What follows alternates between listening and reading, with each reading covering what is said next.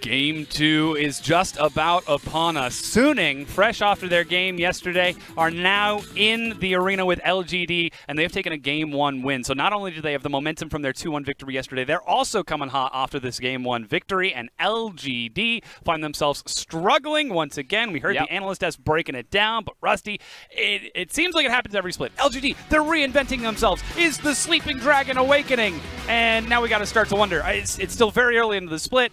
Does this roster have potential? Can they even make it that far? LGD are a side that, I mentioned this at the top of the first game as well, I just think that they're set in their old ways. Yeah. And I think a lot of that is set through their support and their shot caller, who stylistically hasn't changed a lot, but the meta has changed a lot around him. So to answer your question, can they be a top team? Not this split. Okay. Absolutely not this split, but the potential's there in certain players. I often watch Jinu in moments where he shouldn't be getting things and he's doing extremely well. PYL still has moments of brilliance. Like, he's a very cerebral player when he tries his absolute hardest to be exactly that, you know, when he's passionate to win. But they've lost Imp. This split, LGD has lost Imp, so they've lost a lot of their identity as a team that made them great. That's also great. LGD used confusion. LGD is already confused. LGD is using confusion. And Suning Gaming also embraced the chaos in this set. And that's what we can say for both teams. I think the chaos was wholeheartedly embraced. They came at it guns blazed and they were just swinging everywhere. And in the end, that is a style that Suning Gaming have actually refined. You know, they are very good at it. They're the bloodiest team in the LPL of the spring split. They've come into summer and they're doing very well for themselves once again. Xiaoal actually has the 3rd highest damage dealt in the entire LPL so far. #1 out of the top laners with 33%. It's a lot of his team's damage, and once again, massive carry performance in that first game. We are seeing some very good things from him. And with how the 8-11 meta is giving so much flexibility to Xiaoal and the rest of the team, I feel like Suning could just pick 3 top laners in the first round of the draft and let Xiaoal pick and choose what he wants as they get later on into it. So already Suning seem to be transitioning rather well. We were looking to see how Fen would fit in with the team in some of these more high-intensity situations with Suning having lost Knight.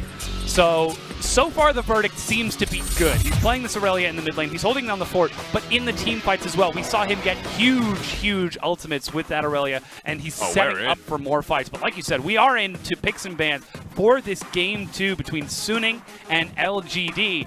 We do see a bit of a swap with the Swain banned away. That means Vladimir is the first pick from Suning, and Aurelia looks to be the answer from LGD. Yeah, so LGD have adapted with a Swain ban in particular. That's the one that you have to look at the most because it was one that was picked by Suning Gaming as a bottom lane bruiser effectively down there with the Shen.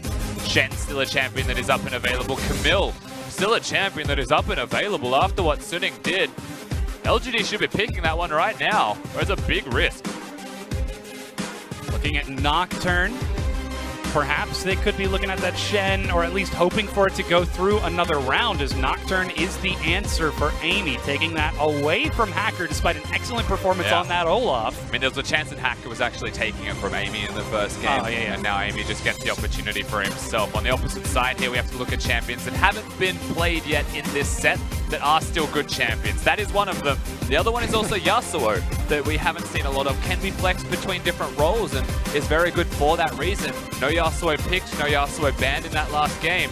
He's always going to be on the back of your mind, especially for LGD. Yeah, we've got the Darius now locked in for Suning. That can go to Fen, Fury, Xiaoal. That can go just about anywhere, and it is so very strong. Rakan is going to follow it up for Yoon in the bottom lane, taking away PYL's safe and engaging champion on that bottom half. We did see the Alistar hover, so LGD, they're going to have to go through another round of bans, so this could be the choice. Alistar, Shen, what does LGD have to take here, and what will they give up? Well, this is also a support at the moment. We've seen it in the ULCS. It is running rampant in solo queue. I absolutely despise the pick personally, but it is so fun to play. It really is, and of course the bounce is so much damage, but Fiddlesticks locked in for LGD. The surprise would be if a Heimerdinger goes with it. So the Fiddlesticks aspect has been locked in. Lots of lane control comes from it. Very good at actually staying alive because most Fiddlesticks run the Aftershock keystone, which gives them resistances just on the fear usage. But it does mean that you're tanky, so you can engage in the support position with that if you choose as well. And you just need a bit of extra damage in your lane, and it's a powerful 2v2 that's very hard to beat. course, that means Shen and Alistar could still be choices. Suning that might look to ban. Wow, how did I get the words that mixed around? They could try to ban those away here, but right now it appears that Ryze is the answer. Instead, they're going to try to limit down Yuki's champion pool just a little bit, or perhaps Jinu's on the far side. And this should also be a Camille ban for sure. They need to get rid of that one. It can be flexed into the jungle role. They're banning junglers. It could also go towards the top lane if the Darius goes to AD or mid lane, in which case they could absolutely do either of those. We don't know where anything but the Rakan is going for the side of SNG. On the LGD side, we've got their support, their jungler, and presumably their mid lane are already secured. So it's a bit more predictable, but with the Ryze ban, it does make you wonder. We also see the Singed banned away from Jinu. So LGD, we do in fact have to wonder how they're going to round this out. They're still looking for the final 2 picks of Suning, so they have to pick this, what could be Lucian, into a lane that they are unfamiliar with, what it's going to be out of Suning. Of course, Lucian has some pretty good escapes. That really would scare me. I don't think it should be a Lucian. If you're into a Darius, and like if they got a Darius Vladimir, you pick Lucian, they just put the Darius bottom lane. They're like, let's dance. Come down there and just apprehend him, and he is absolutely dead with the Rakan engage there on top of all of that. So they go back to the Renekton. It had a very poor game number 1, that is for certain, but it can still go to different roles. It could be for top lane for Jinu. I would love to see that from them. We'll see where that's going to be flexed towards. Perhaps Yuki could look for that in the mid lane, as we expected from that previous game, though that was against the Aurelia, and we still haven't quite figured out who's going where for Suning. As Rek'Sai, we expect to be going into the jungle, Rakan going towards that support, but still with Ornn, that's that Bruiser, doesn't reveal tank, anything, mage. dude. Yeah. That doesn't reveal a single thing. It's still a good love me some lock-in. 8-11, yeah. Absolutely still a good champion to secure. There it is. It can go towards the bottom lane and lane with the Rakan if they want to put the Vladimir mid, the Darius top lane, depending on what LGD does right now, as SNG haven't revealed anything but the finished composition. There's a whole lot of bruises. A couple of them very fragile, though. Now we're going to see what the final pick for LGD is. Aatrox, once again for Jinu. Yeah, locked in here. So with that, we've got our final rosters, and Suning are going to start swapping around, and we'll see how this shakes out. You already mentioned that Darius could be going towards the mid lane. Vladimir, once again, taking a mage down into FDY's Renekton, but this time it's the Rakan on the side of Yoon, and PYL taking Fiddlesticks. And it looks like we will have the Aatrox into the Ornn in the top lane. The last time we've seen this matchup, Ornn controlled it very well. Actually, it was Shower that played it. He did a lot of work in controlling that 1v1, keeping Jinu down, but most of that was a byproduct of Hacker being top lane all of the time. And when you look at this matchup, when you look at team versus team, Amy versus Hacker is the difference most of the time here. Big role for Amy. Even bigger now that they're 0-1 down. And in the first game, we said that if LGD win this series, it's about them getting a better draft or a more intelligent outplay in the game, more intelligent macro plays to pull Suning apart. It's not going to be through the individual skill.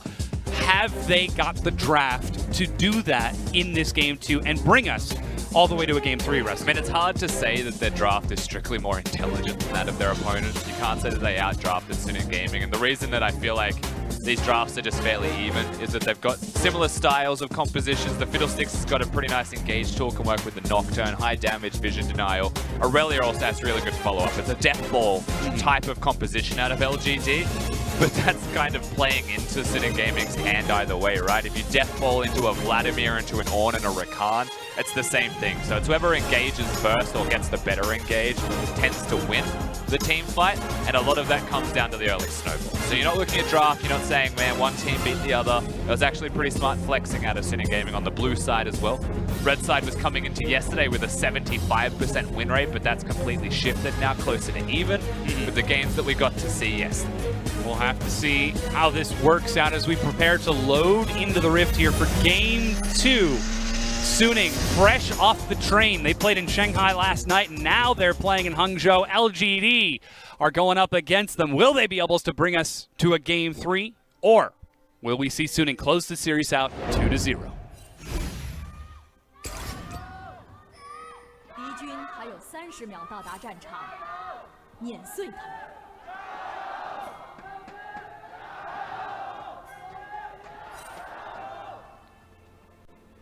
I not exactly in unison, but a lot of cries nonetheless in support of LGD. As you mentioned, still in their home arena at Hangzhou. 3 different arenas today around China. We get to move to Chengdu, I believe, next, and then Xi'an for the grand reveal afterwards, the 3rd set of the day. So all around the world, all around the globe, rather. Yeah. We go in China. Now, we do actually get a chance to look at the keystones. The place that we have to start first, Dom, is the bottom lane, because PYL is going to be going for the Aftershock. I believe this is the only keystone that we have seen from Fiddlesticks in competitive, and it is the predominant keystone used even in solo queue. And that does sound weird to people, right? Like, why not go towards a Comet or an Airy and poke people down with the Dark Winds, which is obnoxious? It's obnoxious already, and you don't want to die in a competitive game. Jungle pressure at level 2 could be down there. And if you're a tank, you can actually step up and engage with a bruiser. Yeah. This makes you a bruiser in the bottom lane bruiser matchup. Double bruisers out of LGD. You already mentioned the fact that the Terrify can proc that Aftershock. And it's very easy to land the Terrify and then start channeling the ultimate right afterwards. Well, I mean, if you can go for the forced engage. It's targeted, so I'd be shocked if he missed a Terrify. And you'd have to misclick onto a minion. You can misclick, yeah. It's not always. Is it as easy as it sounds? Darkwind already going to start landing some hits, but a good Guardian usage out of Yoon. Yep. Soaks just a bit of damage in the mid lane. We've got our Darius into Fen. Yuki goes for a lot, flashes in, First Blood solo kill out of LGD Yuki. Yuki very flashy, both summoners used, but a successful kill secured. Nothing to keep the Darius alive. Honestly, just expertly navigated coming out of the mid laner of LGD, and that was surprising to say the least. We get ourselves First Blood at 2 minutes into the game. Very much a good start compared to the last one from LGD. Already things looking a little better. You can see Amy is controlling that bottom side. He's taken bot side scuttle. And that looks like we did see a full clear out of Hacker, so there's not a huge onus for Amy to hang out down there unless he wants to go for the jungle clear or try to interact with that bottom lane. But Fen makes his way back into the mid lane, perhaps a bit sheepishly after that mistaken of engage onto Yuki. And he's not running the Phase Rush, Darius. He has gone towards the Conqueror. The last time we saw it was Ghost Flash with Phase Rush. Yes. The 3-pox sprint away from the Aurelia. This time around, he engages to the fight, dodges the spell by stepping forward, and is made to die for exactly that mistake as they go in bottom. That's the CC. LGD going for the drain onto Yoon. Shield Guardian, Ignite, tick. Oh, he's alive. The last one is not enough. Yoon survives. The Guardian and the Shield coming out of that Rakan, clutch, but enough to make sure he stays alive. BYL was absolutely trying to find a dark window bounce between them all and find the support, but he's already gone. And so suddenly LGD with 2 winning places on the map, having a field day running around this early game. And DY could be looking for the dive. Got lots of damage on that Renekton, though he does take a turret hit. BYL, you don't have mana. He does have flash, though. But he doesn't have mana. So he's not going to have a successful kill. You are correct. He has no mana. And that means that he will be backing away. Already, like you said, things looking better for LGD in this early game. Yuki happily controlling that mid lane, even holding the minions next to his turret. In that bottom lane, FDY is even in CS with Fury. We had double support start once again out of both Fury and Yoon. It's not a huge amount of combat stats that early on. They just need to make it out of this laning phase, I think. And Hacker also unable to make anything happen for himself in the jungle. Yeah. In gaming. He had a chance to go top lane if he wanted to right now, but needed to recall, buys himself the upgraded jungle item and a longsword. So he's in a good position to get a gank off currently. But at this stage, Amy also found that recall, has gone for the boots, and is going to try and find the opposing jungler. You would expect that he's about to do exactly that right now. Yeah, Amy might have just snuck in here. He's going to be spotted now as he steps up to Hacker and they start fighting over the small raptors. Split pretty evenly, but the big one does go to Hacker. Of course, the good thing about Nocturne trading pre-6 in a 1v1 skirmish is that your Q can start the lethal tempo charge for 1.5 seconds, and then you can start to hit them. And it works really well with Fear in particular for Nocturne, which is why it's such a good keystone to run. You can see that he started to get the proc up there, and the Rek'Sai are respecting that backed away. Meanwhile, Jinnu, he's going to take a real good trade against Xiao Al. Doesn't land the knockup. Just getting lots of auto attacks to keep that blood well stacked up for damage and regeneration. Even Amy hanging out over here. So Jinnu seems to be having a much better go of it in this top lane. But Xiao Al has shopped. He hasn't recalled, but he has shopped. He's purchased himself the Glacial Shroud, so he's actually going to be a bit stronger in that 1v1. Bit of extra sustain and crowd control. For the moment, Jinnu, having not recalled at all, does leave himself susceptible to dying from a gank. Yes. The Rek'Sai can get up there. He does have Amy kind of nearby at the Krugs. Yeah, that's where, again, the junglers come into play here because he found the Rek'Sai. Yeah. The fact that Amy was able to find him, process of elimination, you've cleared the bottom side jungle. You know he's going to be on the top side, so you go to your own top side, you match him, and perhaps try and find him with a counter gank. And that's what we see from the ward placement out of Hacker, spotting out Amy in the mid lane. Still level 5 out of that Nocturne, level 5 out of the Rek'Sai as well. And even double control ward on the side of that mid lane to try and keep Fen safe after that early mistake giving up first blood. And it hasn't been too detrimental, you know, that you lose a bit of experience in mid lane for certain. He's down 10 to 11 CS, and that's pretty much just stagnated at that exact amount. He's been okay overall. Hacker's also been out jungling Amy in terms of experience gain, so he's been doing quite well for himself respectively. They're bringing 3 people mid right now. You know this is going to be a dive if the Orn Horn sounds. Al's ready. There's the apprehend. Yuki's hit by the first one. That's brittle. Gets knocked up. Tries to deny some of the damage. Dashes in, but goes down. The hammer falls, and Fen gets the kill. And that's the difference maker right there. Amy, no resources, can't actually contribute himself to a gank in the middle lane, and Orn comes down. Xiaoel, by being able to shop in lane, gets the chance. Fury looks to be the target. That's Cleanse, as he's able to get out of the Terrify from PYL. Still just skirmishing down there, as Amy was spotted, still only level 5. Yeah, lots of fights bottom, but not a lot of kills to be seen. It's so super difficult to kill a Vladimir and a Rakan, right? So they're able to just disengage and walk away. This time the Cleanse was used. FDY still with no flash. Same thing with you. So someone is missing down in this bottom lane. Does mean level 6 junglers perhaps can find their entryway to a gank down here. But overall, the winning lane is still going to be the top side of the map for Suning game. 8 CS advantage, and Xiaoal has that assist. And it's not just the CS though, it's the fact that he was free to leave the lane. Yeah. The assist does Lane do control. work, but it's more that his assist contributes to the mid laner getting a kill. That equalizes a lot of the difference that was going on in that lane. And now feeling a lot better for himself is the Darius. Hacker also able to contribute, gets the assist. They just unlock themselves across the board. They get control of the map. Amy was just, he was just hard farming the 6. And now he's finally there and he's got a chance. But, you know, will that be successful? Because if it isn't, he's wasted a lot of time to try. Yeah, we've already seen Hacker start to affect these lanes. He's still a level ahead. Yuki, What's he doing, PYL? And PYL might be looking for something, but PYL has been spotted by a ward that was placed by Hacker. He's level 5, right? Yeah. Flash you know what? I'm not feeling too roasty today. Let that one sit. But there are other ways that he could have got to that lane, like through the control ward that is in the side of the lane if he was looking. Yeah, we're not grilling him that much this time. Like, look at their vision in the river. river. Yeah. Oh well. Everywhere except the one safe route, and they do spot Yuki as he makes his way back in. Blue buff picked up by that mid laner. Double Ninja Tabby out of Fen and Fury as those he's coming basic back, items are completed. Yeah, here he is. Still level 5, and he's going to the exact same route. Ah, you cooked it. All right. Do you want to grill him now? This is your second chance. Nah, he's grilled himself enough already. Grill me once, shame on you. The spectator is actually doing all of the work for me. Grill me twice. He's course corrected though, after being spotted. So note that he's worked it out. He's so close to 6. I mean, look at the minion wave. Yuki's just not taking it over, and now PYL's out of experience range. There it goes.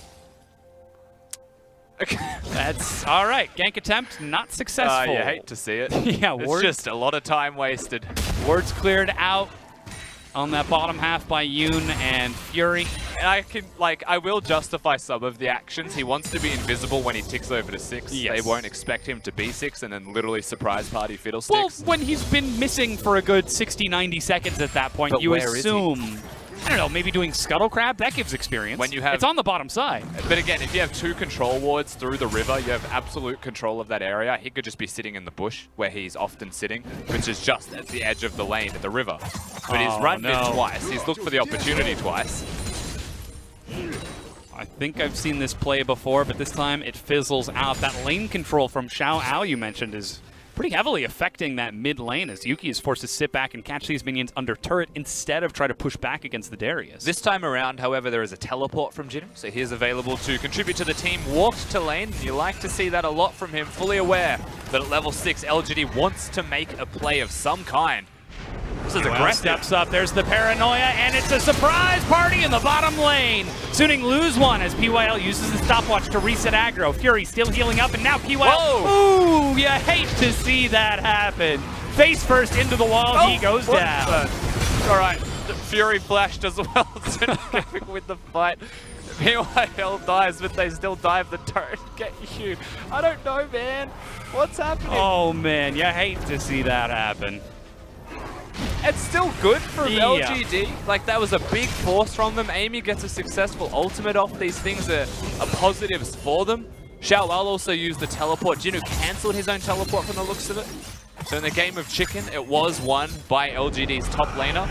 But number one, PYL comes in, and then unfortunately the flash doesn't quite find the wall after a nice little stopwatch. So he just hits the wall. Oh. And then Fury comes in, gets the kill, and legitimately flashes to clear minions. But thankfully we cut the tape there. But we don't have to see just that so one that again. nobody has to ever see that ever again. I was quietly hoping I was the only one that saw it. The courtesy I wanted to flash. move on. But it was too funny. Now Suning, they've dropped a word over the wall here. I think they're trying to set up a bait as They saw steps up. though. Mm-hmm. That's got to indicate a lot, and they will place another ward. You can see that there. Very nice stuff here from Suning Gaming, actually skirting around Vision. Even though one ward has spotted them, LGD have no idea where they are. Yeah, Xiao Ao's even heading into the mid lane to try and force this, but there's the immediate engage on the PYL. They know he has no flash. They know he has no chance. He goes down, and here's the chase onto FDY, slowed by the tides of blood, and it's just the mob squad. You thought LGD had the death ball. Well, Suning, they're starting their own snowball. Darius even able to save the ultimate, use that another day in mid lane if he would like. Lots of pressure from Suning Gaming, and honestly, just really nice play from them. Finding an opportunity and using that. All it took was summoner spells. All it took was a mistake or a force even from LGD, and even trade. And suddenly they're able to capitalize on that even further, get better results, get better objectives. Now they get the dragon, they get the bottom lane turret, and they get 2 kills. Amy's trying his best to trade. Yeah, you can see he's working on that Rift Herald, but so far it's single-handedly as Fen might be trying to step up. 850 health, no sign of the jungler as he's on the other side of the map. Hacker helping to clear out that bottom lane with Fury and Yoon, but looks like it's Fury who's going to get that solo gold. Actually, a bit of an assist over to Yoon there. And we have got the most mobile Fiddlesticks that you've ever seen in your darn life. He's gone for boots of mobility. He's rushing his ability power items now. I actually expect that he'll go towards the Zonias, given that he had to use stopwatch so early. Have to continue to map PYL's items as he buys them further on into the game, but right now he is a very poor Scarecrow. Starts flying around the map. Can't Might quite be looking work for out something where to go. mid lane. He's got the Crow Storm. And it is control warded this time. Yeah, He's done it. Jinu's there. But he doesn't have flash. He can't quite...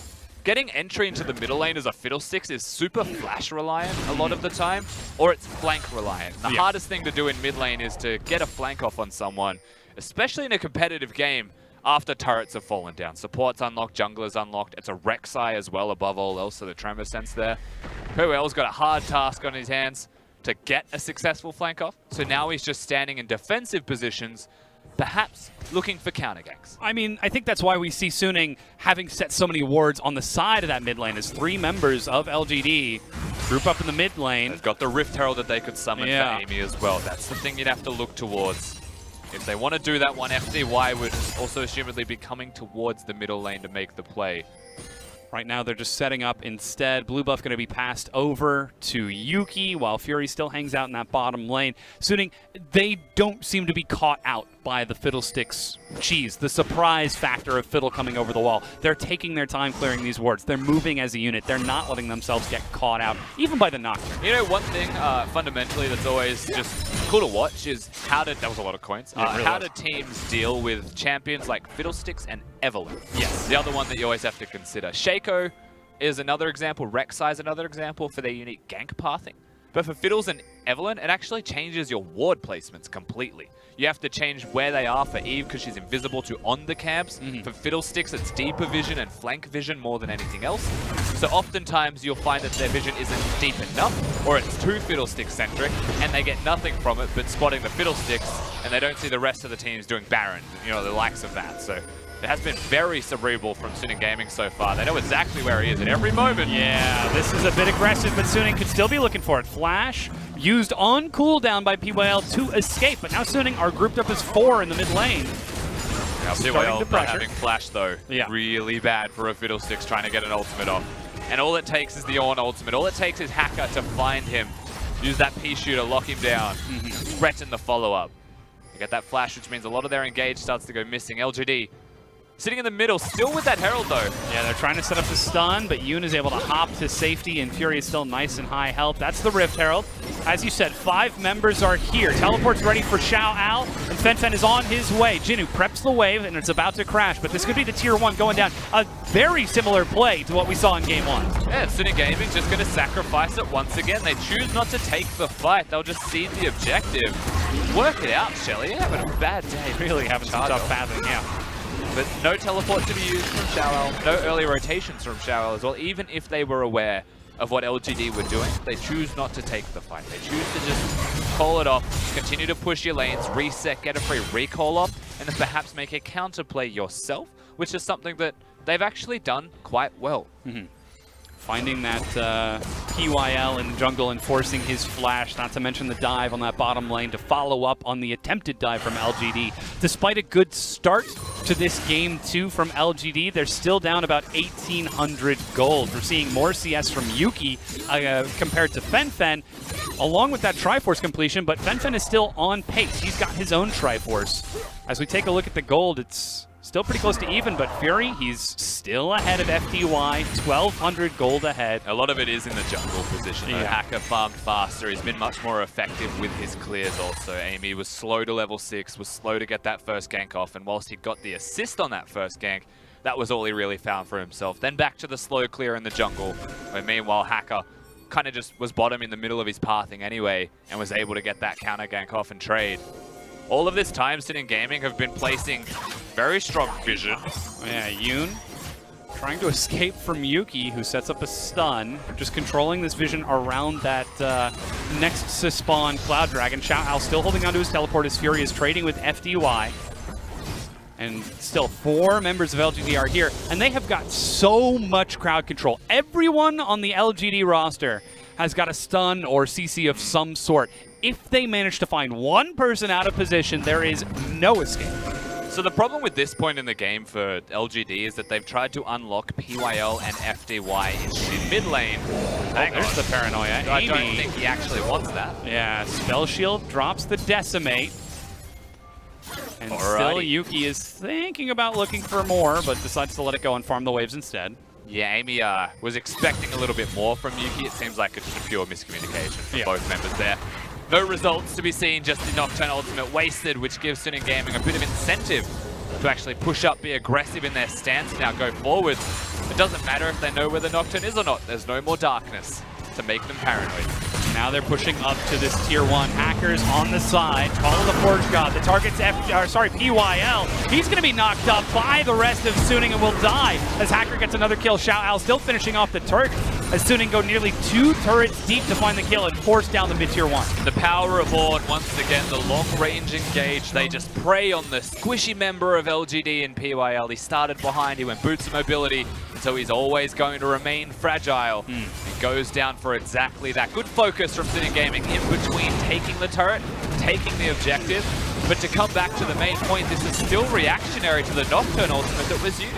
They find their chance, they see something expended by LGD for naught, and then they prey on it. And now the Cloud Dragon is picked up as well. Suning 2,000 gold ahead as they finally find their opportunity off of LGD's mistake, and the next dragon will be a mountain in about 6 minutes. Plus Baron has spawned, so if LGD make any more mistakes like that, it could cost them a significantly larger amount. Fen currently holding a freeze down in the bottom lane as well, hasn't used his Q once. You can see the Jinnu's trying to skirt his way through vision to get in and break this freeze, get it onto the turret. But the outer turret's still standing, so it's not that simple for Jinnu. Oh, there it is. That was actually the massacre used by Jinnu. Flash from Fen in order to escape. It still gets the summoner spell out, so you take that as a win. Remember that it's not a teleport Darius, so Baron is not a place that SNG Gaming are looking towards at all. He's just holding the wave for extra farm. So it was nice in the end from LGD's top lane to work around that vision, get the summoner spell out, and also now set themselves up in a 1-3-1 with correct lane assignments moving forwards. Here's the swap. Xiao Al still holding on to that teleport. He's finished off a Thorn Mail as well. The 4 primary damage dealers from LGD are all physical damage. PYL, the only person with AP on that roster.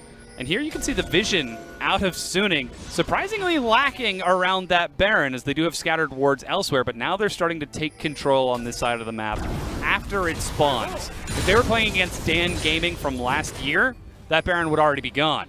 Luckily, it's LGD. I'm a real talk with you, though, because you mentioned it already. Just stop fighting for a second. Oh, God. Well, save the real talk for later, Rusty, because they're turning for the fight, and that's BYL joining in, plus the Hemoplague on top of him. FDY looks to get it, as LGD are trying to turn this around, but they've lost two. Xiao Ao with the double. Yuki chasing it forward, but Xiao Ao gets the triple kill here. The Forge God himself is forging himself even more action, as they find the 3-4 members dead and now start turning onto the Baron. Yeah, they find 4 kills straight to the Baron buff. Jinu not going to be able to contest this one whatsoever. If he does, it'll be out of pure desperation. Xiao Ao still too tanky, able to stand there and tank the Baron up. They get another team fight. Xiao Ao finds another engage alongside Yoon on that Rakan. That is a big difference between these teams in terms of draft. Suning Gaming can engage pretty much everywhere. LGD, I mean, they're gated by a Nocturne going in and a Fiddlesticks going in. And both of those are channeled, both of those are telegraphed. The Baron is picked up by Suning off the back of that fight. Fen even finishes off the tier 1, but let's see how it started. Poor Fiddlesticks. He'll get an ultimate off in this case. He'll find the full channel. He even gets the proc off and the aftershock at the end of the fight with the fear. He thought he might survive, but Amy's already gone. FDY is already gone. Yuki misses the ultimate on the Aurelia. Has no safe space, no resets, so he will also just inevitably die. Whiffed execution to the maximum from LGD, but also Suning Gaming were the ones engaging the fight. They were the ones starting that fight. And at this point, what I was going to say before the fight happened, before the Baron was secured, I just want to get it out there. Yeah. They should probably just give PYL waves to farm. They should just stop giving farm to FDY. He should build a locket. And the reason that I think that's the case is because they don't have any ability power in their team besides him. And when you look at the items of the top laner of Suning Gaming, no one's going to hurt him. They are all hitting them with foam weapons. Xiao Ao is real big. And he got the triple kill in that last fight, so that's even more. But now the Baron is starting to push up. He's still sitting on that teleport. There's the paranoia. PYL goes in with the Crowstorm. They're trying to get the target, and they finally get the kill onto Hacker. But here comes the rest of the squad, and Baron's still up for 2 minutes for Suning, but they're starting to step forward. Call of the Forge God. Yuki tries to force the fight. Xiao Ao whips the call as FDY goes in. Fen will end up dropping there. Does get the chance to use his ultimate, but Fury is trying to back away. Amy gets the fear in the back, but still, we're starting to see what happens when a full tank is able to just soak up all of that damage. PYL and Yuki can't trade against him. Bloodwell gets Jinu back up, and he will die to Fury. And Xiao Ao will not be stopped. Just chasing forward and is going to end up almost single-handedly winning the fight for his team. They take a 4v5 and Xiao Ao is just an indomitable force right now. Stands and delivers with constant damage and they just cannot get past him. 2 slip through the cracks to try and get into the backline of Suning Gaming. But Yoon and Fury, the dynamic duo, able to work nicely in tandem. They survive, they get the Aatrox, Jinu goes down, so they still win in a 4v5, even with Hacker gone. Yuki getting a little antsy there with PYL, just going to escort Suning all the way back. 60 seconds on that Mountain Dragon and another 70 on the Baron buff remaining from Suning as they break their way all the way to the inhibitor and open up a huge portion of the map. And Xiao Ao still has teleport. At this point, I don't even think he needs to split push. I think he can just walk through LGD as a team fight, not take any damage because he's got tons of armor, and finish off the inhib. And this is still not bad from LGD. They're so far behind that instead of saying, okay, we're just going to hide in our base, we're just going to sit back and slowly lose the game and maybe find a, a big ace at item spikes, they go in when they can. And then they follow one more time. And you feel like, you're watching this fight, and maybe this is really good for LGD. Jinu's in, FDY is in, they're working as a team to get those kills. But then you realize at the back end of this that Xiao Ao's still pretty much full health, and that Yuna's protected Fury so expertly that he's able to get the Qs off, that he's able to get the health back, and then they do find those kills. The individuals of Suning Gaming come up clutch in that fight, and that's exactly what it takes to win a 4v5. And this is exactly what we predicted. If LGD win this, it's going to have to be off of intelligent macro play or a very intelligent draft to set themselves up for success, not through outscaling or outplaying Suning. Though they certainly did make the correct call in trying to find that first kill, it was overextending a little bit too far for the follow-up that ended up costing them. But here comes Suning as they push a wave towards that top side. Baron finally will wear off as Mountain Dragon spawns on the other half, but this could very well be a trap. Jinu doesn't have flash, but who is trapping whom? LGD. Yeah, they're behind the tier 2. Jinu was almost baiting the Rakan engage, and he was only going to find one person, and maybe LGD feel confident enough. But Xiao doesn't take damage, and I don't think he'll be too concerned about this. Didn't even go towards the Warmogs as the next item in his build. Another cloth armor. Yep. Going towards another armor item. The more the merrier. And it's going to take another 20 minutes for PYL to be relevant. 348 armor. That's a lot. He's got 50 magic resist. Now, if only someone on LGD did magic damage. That does come back to a bit of the drafting woes of LGD, naturally. Even speaking towards the engage tools that the composition has, the Nocturne second pick, the Fiddlesticks third pick, and then they still choose to go towards the Aatrox and the Renekton in the draft.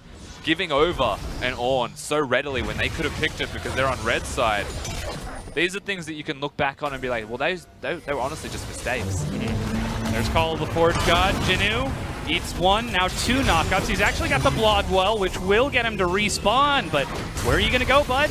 He gets locked down by Suning, who just simply rotate and collapse. They take the top tier 2, they take the bottom tier 2. They're just following the steps, A, B, and C. Yeah. And LGD are stuck on Alpha trying to figure out why they can't understand this language.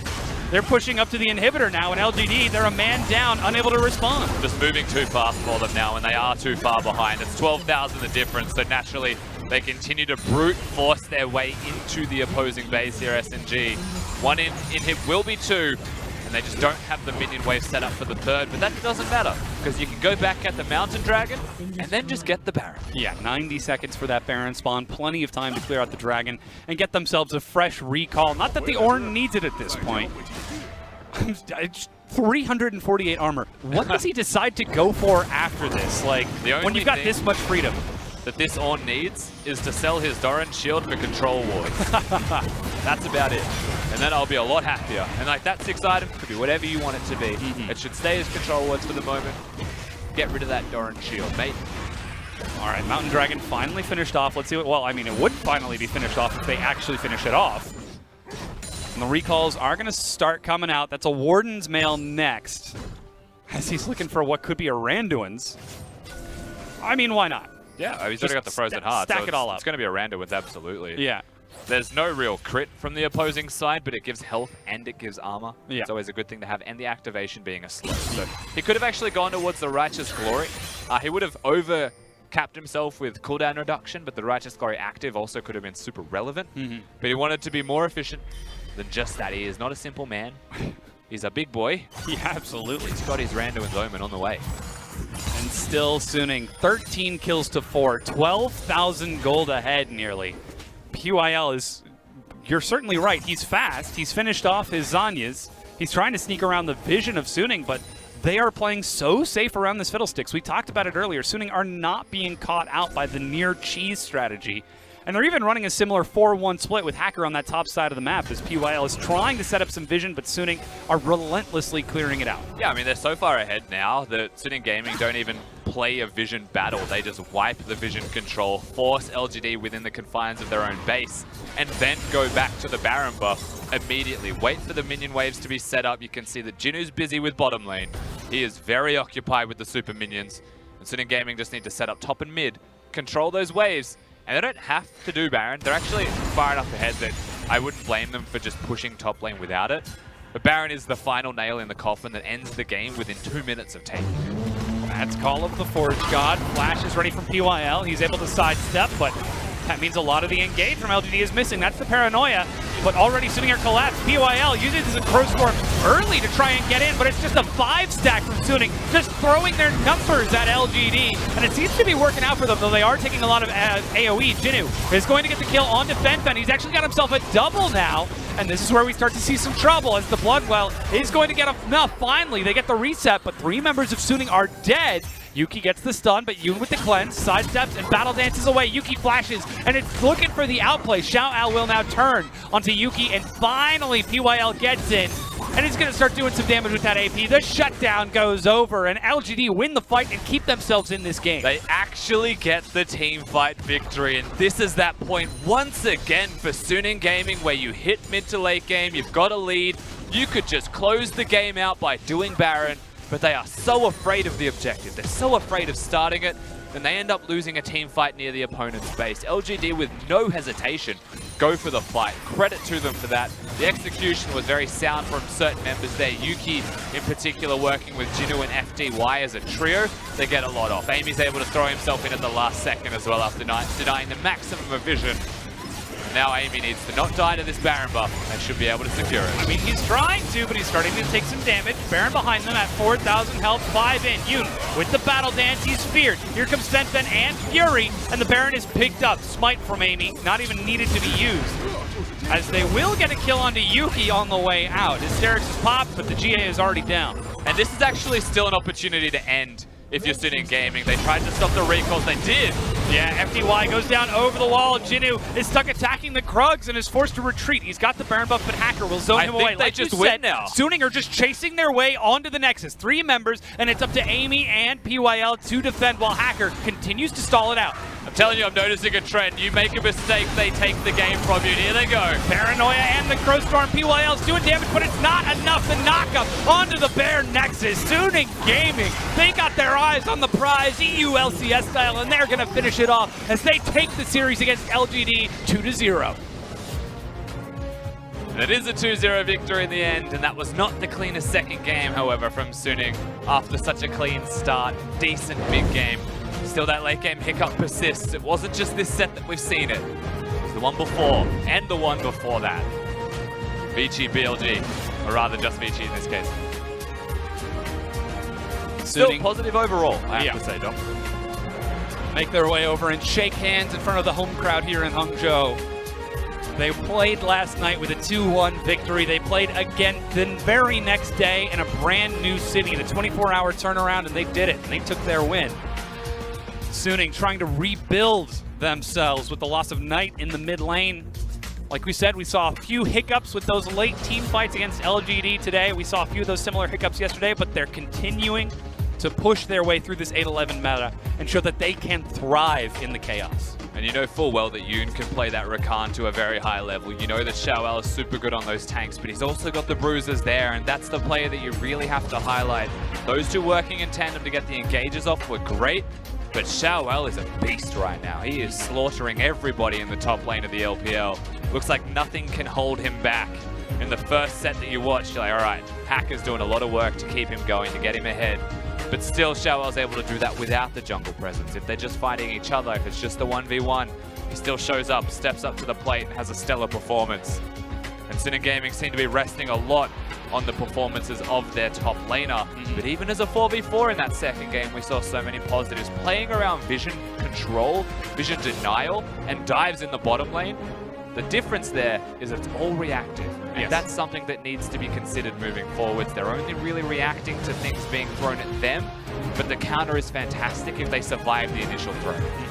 We'll have to see if a player on Suning can develop a more confident voice in forcing these plays, forcing the setups for Suning, so that they can find that chaos and force themselves into success. You can see those rough spike in the late game after about 31 minutes in when LGD finally got the team fight that their composition warranted. Jinu doing massive damage, Yuki stepping up on this Aurelia, but still not able to keep up with the damage of Fury on that Vladimir.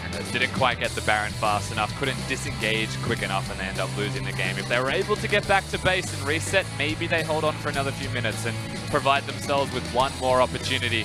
Yuki had a fantastic game in particular here. PYL not so much with FDY, who's just a Renekton one trick right now. Yeah. He's been having some trouble in that bottom lane. I mean, it seems like we saw Amy and PYL try to force the issue with that level 6 dive, force the snowball that you were talking about, but trading the kills, that I feel like that was the biggest disappointment out of LGD. Every time they found a kill, it was almost always traded back 1 for 1 or 1 for 2 on the other side. And I take this fundamentally as well. I don't blame the Renekton, I blame the pick of the Renekton, because PYL never lanes and you can't 1v2 as a Renekton into anything like that. Maybe give him something a little bit more safe, or perhaps a Karthus and just acknowledge you're going to die and clear the wave anyway. Very well, could be a strategy for them in the future, but now it's time for our analysts to break down that Suning win. Ultimately, it's a Suning 2-0 over LGD, and this was I mean, let's be honest. This was the expectation that everyone had going into this match. LGD have been bottom of the barrel for a very long time in the LPL. Suning are kind of our dark horse, next generation of LPL talent climbing up that ladder. But does it still sting, Raz, when you look at that type of game and that outcome, especially in the end? I feel like when we were setting up this analyst list, we're like, okay, we're going to talk about, the supports and the hard engage, and we'll run a couple of replays. And then we saw LGD grab the Baron, and then all the disaster that happened after the Baron, like Jinu's positioning being given away by his own team. Like, what is happening? Disarray, a lot of it. I know we'll get into it soon enough, but a lot of it comes down to a lot of the same miscommunication errors coming out of LGD. Okay, well, he said soon enough, so we're going to go back. We're going to celebrate Suning. We're going to talk about the good news first. And the good news is that you look at Suning's composition. In fact, you look at all 10 champions here. There are only 2 champions in this entire game that are ranged. This is not the right comp, is it? Yes, it is. Okay, sorry, I saw the Swain. I was very confused for a second. Vladimir and the Fiddlesticks. And then ultimately everyone else are these big melee bruiser champions. And so when you have someone like the Rakan, like the Ornn, these hard engaged champions, they really thrive in this meta. And especially in the meta, a lot of the times we're seeing the Shen supports anyways, we're seeing the Alistar supports. So you're right, the Rakan gets a lot of value, best bang for his buck for a lot of these Groupon team fights so he can use his ultimate. In fact, a lot of these games that we've seen so far from the LCK, from the LPL, now Europe's come up with a lot of it. I need to see some games on that. But with Rakan, you see so many team fight moments that he just is able to group up 4 or 5 people and wins it for his team. So for the Rakan pick, I think he's an excellent pick to go forward. And there's a reason why he comes out. He even enables Xayah to come back in. So for the few AD carries that are still available and viable in the meta, Xayah is still coming true just because he has Rakan by his side. Yeah, a lot of that kill pressure there. And that was kind of really the story of this game. It felt like it was a lot of, like 4 team fights, more team fights than we're used to seeing. Fits with Suning's type of style where they are a very bloodthirsty, heavy kill-oriented team. But particularly, like, every single time, mid-game. Yep. Middle of the map, suddenly you see the Ornn Horn coming through, you see the Rakan blitzing this way, and then LGD just got blown up. Yeah, it literally felt like the moment. And here's the thing, FDY remembers the time when he was a ranged mid laner, so he can push out the lane, see if he can get a skirmish across before he backs away. There is no backing away when you have this kind of a pick potential off your composition. So Rakan eyes it, and he finds himself the kill, and they can push forward for the next few. The best part of that was PYL ulting in, and as soon as he landed, he was like, surprise! And then he got knocked up immediately and blown up, and he flashes out before the duration of his ult is up. He's like, joke's on me, I'm out! The best thing about Fiddlesticks is the thought process that you have allowed for yourself during the channel time. So you're channeling, you're like, I don't know where this is going. We're about to find out if I can save the man or not. And by the end of it, you already know where the trajectory of the fight's going. Yeah, that split second that it takes the channel for you to land, you're like, this is a terrible idea. How do I eject out of this as quickly as possible? So then we have to kind of gear it over towards LGD, Yes. Suning, they win. We were talking about this, you're like, either Rakan's going to get MVP or Xiao is going to get MVP again in a quick 2-0, but LGD. If you're the coach of LGD, if you had to fix this team, if you had to just go in, because from going from 2015, possible contenders for best team in the world, to then immediately crashing at Worlds, one of the most embarrassing performances that the LPL has ever had on an international stage, and then it just continuously sliding backwards, almost getting relegated, barely scraping in over franchising, continuing to sit last place, having your home arena, not picking up any wins. Like, what is happening here? You lose focus on what made your team strong. Because if people looked at what LGD was in 2015, you saw a team that sure was incredibly talented in each role, but mostly in the fact that they were so aligned. That if you saw an LGD versus EDG game, what you saw was it was really hype. It was, you can see Cassidans come across because you knew there was going to be that 5-minute gambit. That was both teams showing up 5v5 mid lane very early on. So LGD as a team, what defined them for me was team play, team fighting before the game got towards the mid game, because early game meant a lot to this team.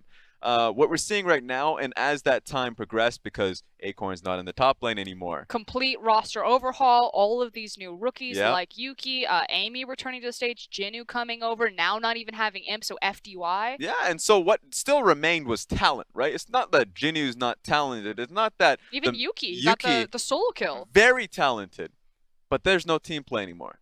That's gone from that team. Yuki, you can look at that game, solo kill in the mid lane. From that point, any team will say, well, suddenly you're bringing in any, like, if you're looking top lane, Aatrox has pushed in that lane, or at least he should be able to. Aurelia Darius, too. Yes. Like, to get a solo kill in that matchup. So most teams would change the strategy to then protect the Aurelia. So that Aurelia is a winning lane matchup just because of that solo kill. You can try and prop her up, look for gank opportunities, and make it so the experienced advantage, like we can talk a lot about what you can do in that situation. Just snowball it. But that communication isn't there. There's many games that we see from LGD where that falls through. And a good example for people who are on YouTube, where you can just roll it all back to a point where a bottom lane skirmish happens, a 1v1, Aurelia setting up for it, just a fight. But then she backs away. And then Nocturne ulties. He goes in. And it's exactly in that order where he ulties 2 seconds after Aurelia is already pieced out. And so there are multiple communication errors that come from this team that they have had a fairly stable lineup at this point, right? Even though Yuki and Nanju's been coming in, they still have PYL, their major shot caller, Jinnu, who's been with the team for quite a while now, and Amy, who's been that jungler. And I still haven't seen PYL and Amy work together. So a lot of these questions are not getting resolved, and so the identity of LGD from 2015 is cast to the wind side. So here's a controversial statement. We played this game yesterday with Clement on the desk. Yeah, you were even there for that. A controversial statement. To make LGD better, do you get rid of PYL? Because he's the only remaining consistent factor there. If you look at LGD's successes, PYL is the consistent factor. But if you look at all of their holistic failures, the shot caller, the captain, the veteran member, is it time that if you blow up the roster that this last piece needs to be knocked over? And a lot of the times the easy answer to that is a yes. If someone's making the statement, they're saying, well, bad shot calling team, who's the shot caller? He's the shot caller. Change it up. That's usually a very similar point of view. And I think that it comes down to a point where you have to figure out why these decisions are made, what's happening in practice. And so my first question was, what's the coaching staff for that lineup, or at least the coaching team? They even had Acorn there, who's been on that team in their successful point in time, and there's still no movement. So what I want to see out of LGD is movement, even if it comes down to sporting Newt a lot more often. There's sub support that we saw when PYL was sick, and seeing if that changes up. That's what I want to see, because I want to see an identity out of LGD.